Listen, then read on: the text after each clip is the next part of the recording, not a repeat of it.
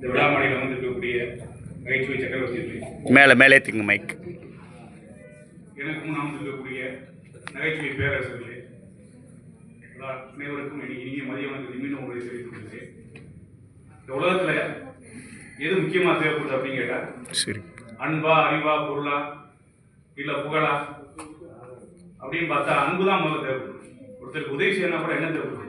அன்பு தான். அன்பு இருந்தால் தான் நம்ம எதையுமே நம்ம செய்ய முடியும். ஆனால் அந்த அன்பு இருந்தாலும் பொருள் இருந்தால் தான் அந்த அன்பை வெளிப்படுத்த முடியும்.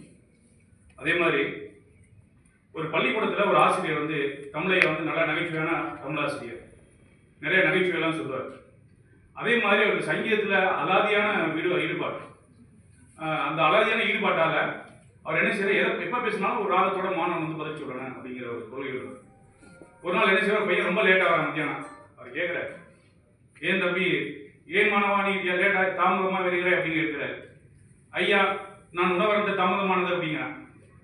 அப்புறம் அவர் கேட்குறாரு, உணவருந்தவா தாமதமானது அப்படிங்கிற சங்கீதத்தில் கேட்குறாரு. உடனே அந்த பையன் சொல்கிறான், ஐயா, வருமொழியில் ஒரு வீடு தீப்பிடிக்க கண்டேன் அப்படிங்கிறான். என்ன மாணவா, வருமொழியில் ஒரு வீடு தீப்பிடிக்க கண்டாயா அப்படின்னு கேட்குறாரு. ஆம் ஐயா, தீப்பிடிக்க கண்டேன். அது எந்த வீதி அப்படின்னு கேட்குறாரு. உடனே சொல்கிறேன், அந்த வீதி நம்ம வீட்டில் 3வது வீதி அப்படிங்கிறேன். உடனே ஆசிரியர் கேட்குறாரு, 3வது வீதியா? என்னோட 3வது வீதியில் எத்தனாவது அப்படிங்கிறாரு. 3வது வீதி 3வது குறுக்கு சேர்ந்து அப்படிங்கிறார். 3வது குறுக்கு சேர்ந்தா 3வது குறுக்கு சேர்ந்து எந்த வீடு? அதுவும் 3வது வீடு தானே ஐயா. 3வது வீடு பிடிச்சதா? ஆமாம் அப்படிங்கிறேன்.